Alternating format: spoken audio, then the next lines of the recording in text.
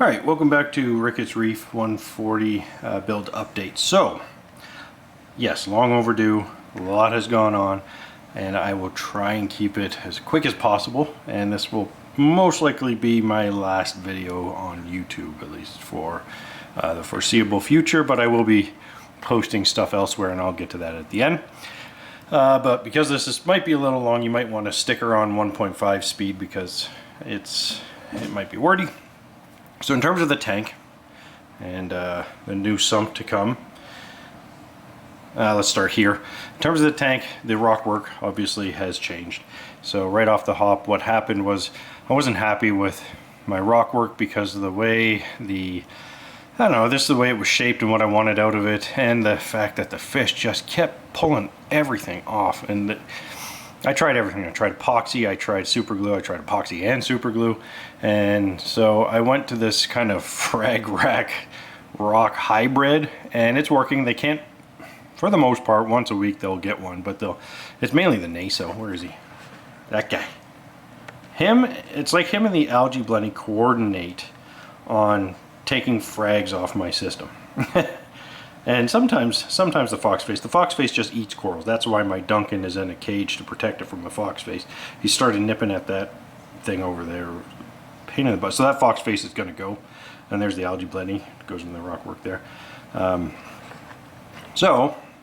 needed to change, and I didn't like the way the other one looked. So what I'm going to do is I'm going to create 4 negative space kind of pillars, pretty much the same grain as this, smallest to tallest, because the way my water flows is everything goes towards the return. And I do have one small power head here, and it's in sync with this one to create the wave. So my water, but this one's much more powerful and bigger. And then I have my random flow generators, 2 of them now. I used to have a duckbill, and now I got 2 random flows. And so the water just kind of goes like this, and then eventually kind of goes out. So all the fresh water from the returns traverses the entire length of the aquarium, and then goes out, goes down, gets cleaned, and comes back up.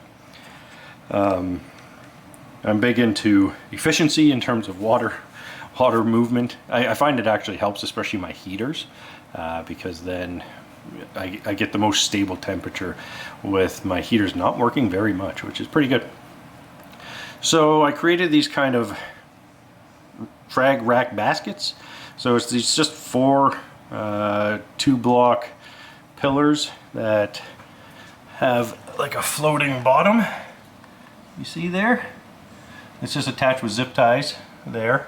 And then on the top is just another one. And the top is only connected by 2 zip ties on the back, and then it kind of sits on the 2 front ones. And so what that does is it creates a flip lid. So it flips up, I put the rocks on, flip it back down, put my frags on, and then it stays down. Like I don't need those big rocks, it just I know where to put them, so that one stays down. You don't need much weight to keep it down. And yeah, so that creates like a hybrid rock biological filtration / frag rack. And because it's plastic on glass, I can push them around, they slide. So if I see a big chunk of detritus, even though all my detritus always ends up in that back corner, but if I ever see something or something I need to get at underneath there, I can just slide them back and forth, and then when I get rid of this hunk of rock, I'll have even more space to move them back and forth. So yeah, that's that. Corals are all doing fine. I haven't gotten any new ones since my last update, but I've fragged some.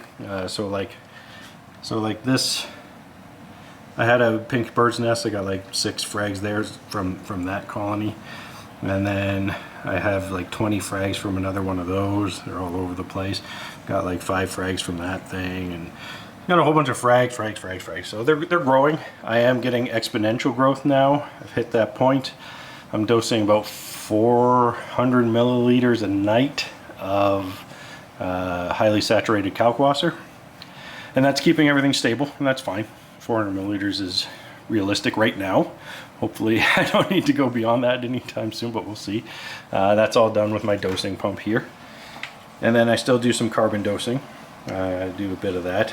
And there's also, my mix is 2 teaspoons of vinegar, 4 teaspoons of calc, and a gallon of water. And so there's also carbon coming from that as well. I still got my fuge, and that will be moving.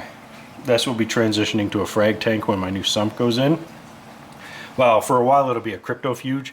So all this rock, as I transition to my new rockscape, I'm not taking any of this rock out. I'm just moving it either to the down the road frag tank or in the extra room in the sump. So none of this biological filtration will be leaving this system until it can handle it. And even then it'll only be very small bits, and it will be transitioning to another tank that I'm building. And I'll get to that in a second. So, under the hood's still the same. It's my old 40-gallon breeder that I bought and resealed, and it's still ticking along fine. My skimmer, I've got all coral box stuff. Skimmer is working fine. I have a DCP 5000 pump. It does 700 gallons per hour to 1200 gallons per hour. I got for Christmas a DCP 10,000, which does 1300 to 2500 roughly. So that will be coming with the new sump. I'll be putting that in. So right now I run the 5000 at the top, 1200 gallons per hour roughly, and I will be running the 10,000 at the bottom of its power, and then I'll ramp it up because I need more juice because I'm adding more things to the manifold. So if you see the pump there goes up the pipe, and then it goes left of the manifold right to the display. The manifold will still have the black hose to the refugium, or the frag tank slash refugium, and then another one will be coming over here will be the new fuge slash built-in algae scrubber. Couple of, besides the fish pulling all the corals off and stuff like that, a couple of challenges. One, we had a bunch of power outages. We had like 17 in under 2 minutes, and it threw my reef pie for a bit of a loop, and it dumped my entire ATO into the system. But because my ATO is only 5 gallons, it was probably about 4 at the time, and it's a 150 gallon system, nothing was affected. It was fine. It dumped it out. The pump ran dry. My wife heard it. She called me. I told her where to unplug it, and came home, and I fixed it. I added some code to the reef pie, so it'll never happen again. It was an error that some code could have fixed, which was nice. And I posted that code on the Reef to Reef forums under the reef pie. There's a giant reef pie kind of thing thread. So yeah, all my corals are growing really well. Really well, which is nice. The other big mishap was I had one of those Fluval auto feeders. First time I ever tried an auto feeder, and I think what happened is while I was cleaning the tank, there's a little kind of opening on the auto feeder, and when it turns around, the size of your opening determines how much food is dumped into your tank. And I had it at like the minimum, just like 1 or 2 clicks, and it does like 7 clicks or something like that. And I must have bumped it, and over the course of a week it dumped like 2 months worth of food into the system, and I didn't even know it was doing this. And then all of a sudden I got this massive algae bloom, and I was like, what the heck's going on? Could not figure it out until one day I look in my auto feeder. I go, oh, my auto feeder's empty.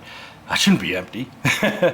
And so yeah, the fish were fat and happy and just crazy, and they were so happy because there was so much food all the time. But the corals, they were getting really kind of bright in color from all the nitrates and phosphates, but it wasn't realistic. It would have killed my tank feeding that much, so I took that offline, and I'm just hand feeding now just to get everything back. And then I'm going to test the auto feeder to make sure it was like human error as opposed to a problem with the auto feeder. All the algae pretty much has subsided. It's taken about a month for it to go away. It wasn't a huge amount, but it was everywhere. Like it was like, I don't know if you can see it, there's a lot of kind of green film algae. It was thicker. My algae blending, I got an algae blending, and he helped a lot. So for fish, so all my corals are all the same, all the fine. Fish, I had a problem. I got an algae blending, and I absolutely love him, but the bicolor blending really bullied him and wouldn't let him out. He was still strong enough and big enough to go out and feed, and he was wily enough. Oh, there he is. Here he goes. Oh, he's under there. He comes in. He zooms in and out, and he's so good. I think algae blennies are a necessity for a tank. They're just amazing. And between him and the naso and the sailfin and the foxface, they took care of pretty much all the algae. And they still do work on it every day. And then I got a couple more snails. I think I have about 15 snails now. And they work on the glass. The snails are pretty much glass guys. They never really did the rocks, so that's why I got the algae blending. But the bicolor would bully it, and bicolor is what killed my cardinal too, because he was bullying it while it was holding eggs. And so the bicolor died. Hooray! I hated it, so kind of glad it's don't have to worry about catching it. Just out of nowhere last week, it was just dead on the side. I was like, oh, there we go. Yeah, all right, karma, biatch. So anyway, he's gone, and I did lose another fish, which I actually am upset about, is my swallow-tailed angel. Out of nowhere, I'm just like, I did a water change about 2 weeks ago, and I was looking at the tanks thinking, something's wrong, something's off. And swallowtail wasn't showing up for dinner. That next day after the water change, and I was like, oh, well, he's good at hiding, so it's like, well, maybe he's upset with the new rock situation and he's just hiding somewhere. And then the next day didn't come out. I was like, yeah, no, something's up. So I'm looking, and I can see everywhere, underneath, all around. And then I'm looking in the sump, and I'm looking behind the tank.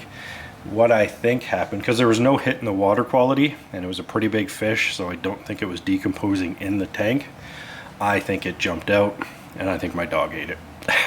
I'm almost certain that's what happened. Because when I asked her, I was like, hey, dog, did you eat my fish? And she really looked guilty. Like the ears were back, and she was licking her chops like, and she ran away. And yeah, so I'm pretty sure my dog ate my fish. That's the second fish I've had a dog eat. My last tank I had, my dog ate a jumper. So if you clean your tank, keep your dogs in another room. So I do have all the stuff. This week I'm going to build a mesh. I'm going to build a net, and I will not buy another fish. I have promised myself I will not buy another fish until I get that net on this tank. And I also don't want to buy another fish until I migrate to the new rock system. So yeah, my new rock system, these are all going to be replaced with negative space rock kind of pillars, 4 of them again. And then I'm going to glue the like that plastic cardboard underneath it, so I can still slide it around, because it'll be plastic on glass as opposed to rock on glass, and then I can move it around. Still keep the bare bottom. I like the bare bottom because then I can see where my detritus is, and I can just, instead of having a surprise detritus explosion from a sand bed down the road. You know, sand beds are nice, they're pretty, they're probably better and easier for a tank, especially at the beginning, but I think long run bare bottom's pretty good if you can keep patient and have a longer cycle. So yeah, the only other thing that's changed on the actual system right now, there's the algae bunny picking away. Oh, look at the size of his tummy. That thing is always full because he's always eating. He's so good. And that guy's got to go because he's an a-hole and he keeps eating my corals. Although I did have one little bit of bubble algae, and I saw him eat, so he does eat bubble algae. I haven't had any. He does eat that very, very, very, very good. So I don't know. I might just take all the LPS out, keep him, and this is just all SPS, because he doesn't need SPS. It's just the LPS he takes a little nip at. Oh, sometimes more than a nip, but he's never killed a coral, but he does irritate them. And he does take chunks. Like this one, I don't know if you can see, but there's a chunk out of the side. He hasn't eaten it since, but one day he took a couple chunks, and certainly there was a piece of algae where that chunk was, so he took some chunks. He hasn't eaten it since. The star polyps, he took a whole bunch of that. Then he hasn't eaten it since, and that's been like 6 months. But the Duncan he was going at, I didn't give him the chance to take any chunks out of that. I put it in the cage right away. So, I don't know. I might keep them, I might not. I'm still kind of up in the air about that one. Yeah, the lights. I changed the lights. I had the Kessel. And now, sorry how bright this is, I have 2 T5s. I got 2 ATI Coral Plus in between my panels. And they add more brightness. So it was very, very blue. I have a lot of blue LEDs. I wanted some more nice, even coverage white. So for 3 hours of the day, those ATIs are on, and that Kessel, which I had kind of in the middle, shining across the whole tank, really nice, really nice. It's gone. I'm going to be putting that on a 20-inch LPS tank. That's probably where that's destined. I have everything for it except for the tank, so excuse me, that will be a project in the future. Okay, on to the sump. So along with my new pump this Christmas, I had a sump made. So I got the tank made, and then I did my own baffles for my own system here. And it's a 48 by 20 by 12, so it's kind of shallow, but it's still the same volume plus more as my other one. So my other one is I think it's 16 by 16 by 36 or something like that. It works out to be about the same. So I'm not losing any volume because it's wider and longer. How it works is this is where my pipes come in, and then I don't know if you can see it, there's a hole right there, and the water goes into this chamber, which is the skimmer chamber, and the inlet to the skimmer is right at that hole, and the outlet is here. So it'll hit this wall and come up over this baffle and hit this.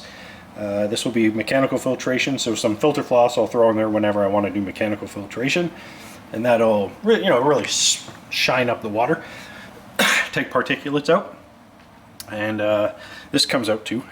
So just take that out, and then I can always clean down there nice and easy.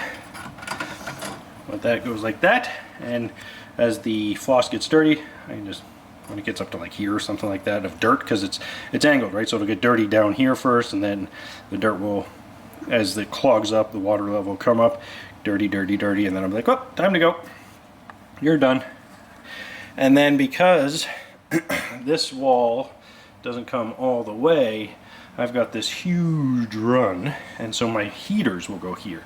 So my water coming over from the skimmer section, over from this mechanical filtration, will travel along the length of my heater, getting heated the entire way of the heater into this section, which is the return pump section. So this section, after it hits the heater, it'll hit my Brightwell brick, my Marine Pure balls, I think they're called, and a bag of activated carbon, or a bag of Aquaforest Rowaphos stuff, and then my return pump, whatever else. I could throw a media reactor in here as well. And then from the return pump, it'll go back up, just like the pump now, right to the display tank, and then left to my manifold. Off the manifold, one will go to the frag tank, and then the other one will come here to the new Chaeto reactor, Chaeto refugium / algae turf scrubber. So the hose will come in here, and first, well, it'll go right to this bar system / stabilizer. Down here there are holes along that one, there's holes along the top, and then there's one hole coming out here. So what that will do is that will push any detritus that comes into this section over to here, and then also it will stop it from building up at the end of this pipe, because there's a hole there to push it out there. So it's built to push any detritus this way. I will have, probably until I get my rockscape sorted, some rocks on there, and then Chaeto, and then the light will be kind of it'll be about here pointing at these mats, and then also spilling onto the Chaeto. And then the flow for the mats is going to come through here, and I've got two of them. I've got this cap, so this cap stops light from getting to the pipe area, so I don't get algae growing up into the pipe. It'll keep that entry onto the screens clear, and it'll also stop any splash coming this way. So that just pops off. That's it's a piece of a chopstick. I glued a piece of chopstick to stop this cap from falling off into the water. So yeah, there's the two mats. They have these clips, these rotating clips some guys have done on their DIYs things, and they just clip off, take the screen, clean it off. I'll alternate cleaning them so I don't clean them both at the same time, and I don't lose too much filtration. And hopefully with the scrubber / Chaeto refugium, I will have enough biological filtration and I will dial back or eliminate my carbon dosing, except for what's in my kalkwasser. So yeah. And then the water from this chamber goes through there, right above the return pump, so that nice denutrified water is one of the first things to go back into the system. So it will, yeah, as a kid I always liked to, you know, after it rained and the water was flowing down the, you know, the gutters, and I used to, you know, set up sticks and mud to divert it around to be the most efficient way to do what I wanted to do in terms of like putting a boat or watch a man go floating down it or something. So this is kind of an evolution of that. Yeah. I am switching to, speaking of Aquaforce, I'm switching to the Aquaforce system. I just got their salt. I had a really bad batch of Instant Ocean, regular stuff. It had like no alkalinity, almost no calcium, super low mag, and the low levels I didn't notice right away. And I do, when I get a box or something, I take the bag out and I mix it all up. So it wasn't from that, it wasn't from stratification, it was just from straight, like, you know, you've got a bad batch. And it killed one SP and one ACAN. That's just out of nowhere. These two coral, like they were all struggling. It's like, what's going on? What's going on? And it was a mix between, well, first it was that salt, and then I figured out the salt and got that sorted. And then I had the nutrient spike from the feeder, so it was kind of a double whammy. So I can't say it's purely the salt's fault, but my magnesium was like at like 500, and my alk was at like 4.9, and yeah, it was bad. So I went and I bought the Aquaforest calcium alkalinity magnesium, and that stuff is great. Like that mixes really well. It's super concentrated, so you don't have to use a lot of it. Got my levels back up, no time, nice and easy. Everything started flourishing. And then I couldn't find the Aquaforce salt, so I just bought a box of the Fritz and used that. So I would do like an 80% Fritz, 20% Instant Ocean. Got for my next kind of couple months water change. That worked well. Everything stabilized. And I did find Aquaforce salt, so I'm going to switch and try Aquaforce salt. And then if I can't get Aquaforce salt, I'll just use Fritz, because they're very similar in terms of their levels, and Fritz is pretty good from what I can tell and hear. But my first go-to will always be, I think, Aquaforce, because you can check their levels online and stuff. And then I like their dosing stuff, and I'll probably be dosing their stuff in the future. If all goes well and there's no problems with their product, I think I will be switching to an Aquaforce. It's a reasonable price. It's a fair price for a good system, from what I can tell. So yeah, that's that. Nothing much has gone on here.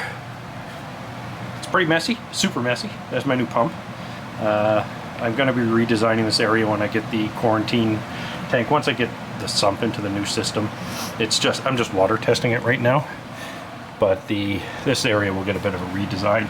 I've got pods growing that won't die, but they just keep reproducing. I'm going to get rid of those and do this area into probably like a quarantine section, and then more quarantine over here, so one for fish, one for frags kind of thing. And then I think I'll do my LPS tank in my office. So that'll be over the course of the next year. Yeah, so that's where I'm at. I don't think I've missed anything else. I will be moving to different platforms. I'll probably be putting a video up on that, because I don't enjoy YouTube and how they treat their content creators and all that kind of stuff. So yeah, they've even to me, like, I'm a nobody, and I'm not sure why they changed this, but like it's a bit of a hassle to put stuff on YouTube sometimes, and then you know, they just kind of mess with you. They're not very good people. And so there's a lot of alternatives, a lot of alt tech out there right now, and they're all very good, and I would rather support them. So I will be moving my stuff to different platforms, and I will do a quick video when that happens, or I'll put it in the description of something. So yeah, thanks for watching. I hope this helps and all that stuff. All right, later.